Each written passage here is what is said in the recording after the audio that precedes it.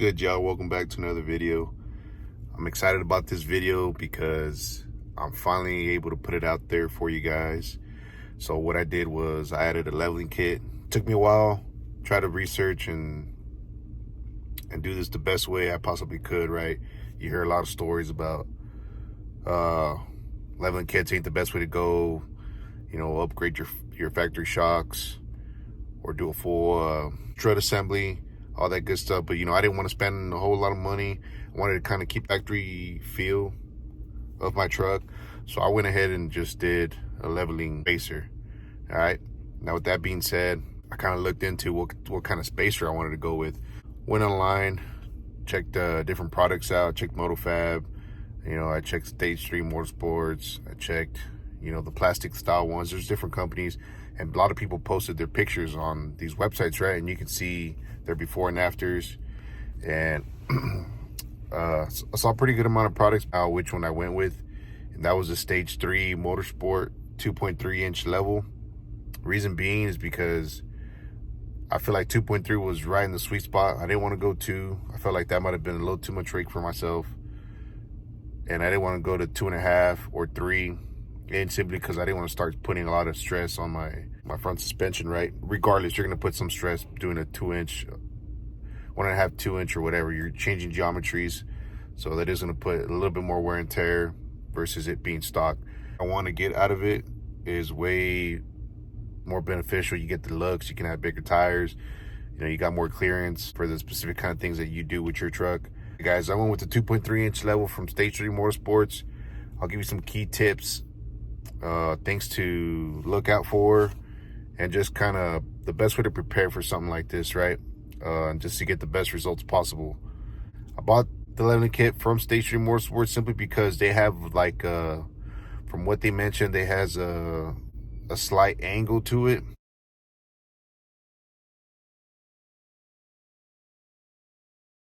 You can kind of notice it's got like a little slight angle to it. It's not perfectly straight like a puck, right? It's got a slight angle to it, and the reason why they say that is because it'll get your alignment closer to stock spec. And I believe that's true because after leveling or after aligning this truck, I mean, this thing just drives down the road straight. It feels just like stock. So I do believe that is an advantage versus just your other standard pucks that are just straight. Also, they do have a pretty good video on their YouTube channel. If you check out that video, they'll show you how to install it step by step. We can go ahead and reference their video.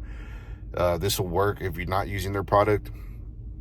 And this is one of different ways that you can install a leveling kit, guys. Just take that with a grain of salt. I've seen guys pull the axle.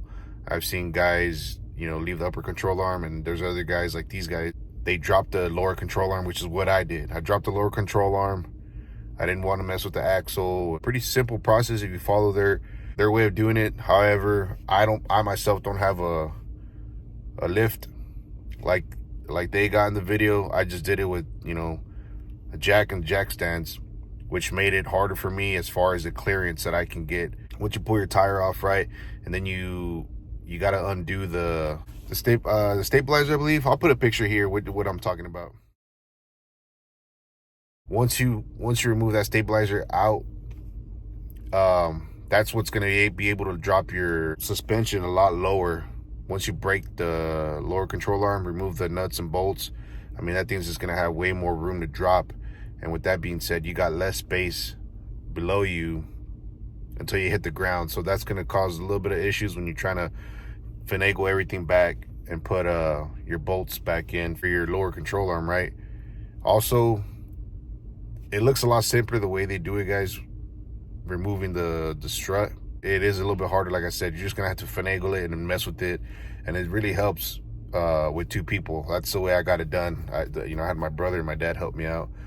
My dad helped me out with one side, and my brother helped me out with the other side. So yeah, I would really recommend, if possible, have someone else with you helping you out, because you're gonna have to move things around and finagle it. We use a 2x4, you know, to try to bring the lower control arm back up. Started jacking up the control arm because it's dangling, so you're gonna have to jack it up and you're gonna have to mess with it on both sides because it, you know, it goes one way and goes the other and trying to stick it in, and you're gonna have to put one bolt in on one side first and then go with the other.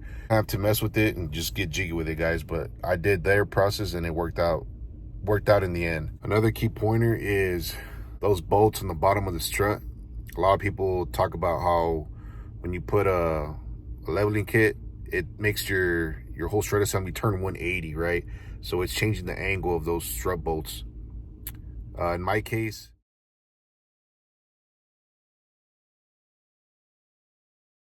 I didn't do anything to it to accommodate for that. The only thing I did do was I sprayed rubber boot grease. Forget what brand it was that I put, but I sprayed some on there just to kind of just allow it to be greased up so that when you do put it all back together and you tighten it, it gives it the ability to kind of turn. Because regardless, if you do it by hand, I've seen this other video where this gentleman, he was able to bend his through putting his whole strut assembly back to those two holes.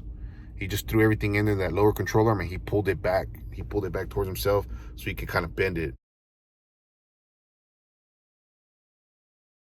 But like I said, either way you bend it, it's gonna get bent. My best guess. So what I wanted to do was just grease them up with some spray. That way, when it does turn, you know, it's lubricated and it's not dry, and it's possibly gonna mess up that boot even more and just tear shit up. So hopefully I don't have any issues with those boots on the lower strut giving out or tearing up. Also, if you can, I would try to knock those bolts back in, because if you keep them stuck out, you're gonna have a lot less room to try to put everything back together. I did struggle quite a bit. So like I said, I had to get my help from my brother and my dad to kind of really pull on the lower controller while I tried sticking everything back in.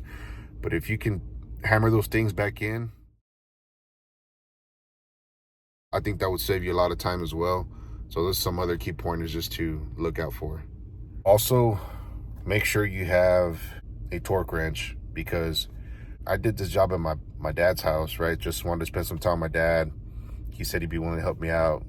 He's been having some free time off of work, so, you know, we had some father and son time to, you know, turn wrenches and whatnot. And my little brother too, he came down from the Marines. He's based out in Cali, so yeah, he came down for 2 weeks to visit. So we all, you know, we just spent some family time, had a few laughs, a couple beers, you know.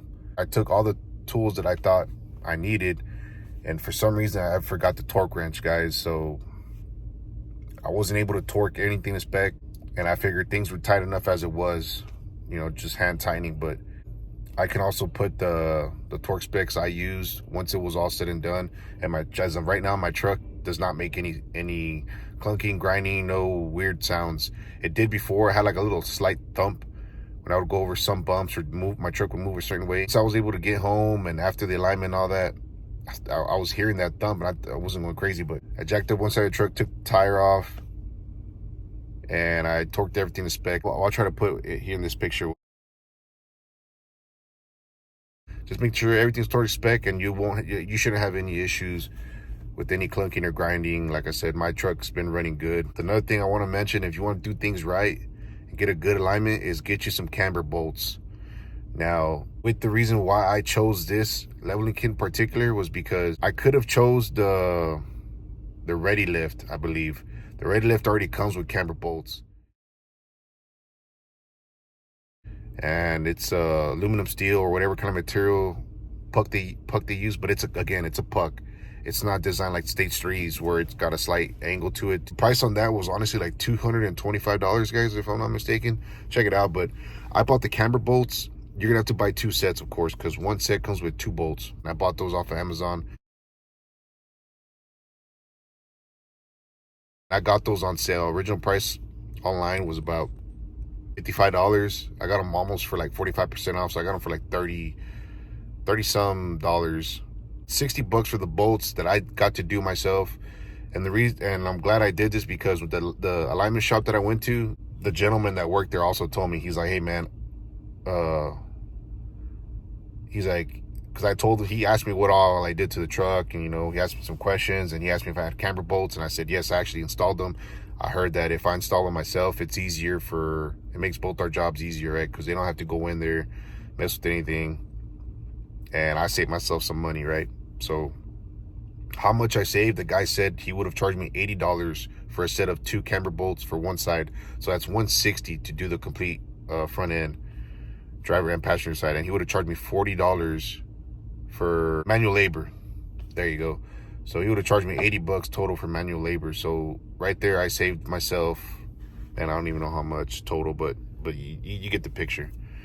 So yeah, if you want to do this right and save yourself some money, get you some camber bolts and install them yourself.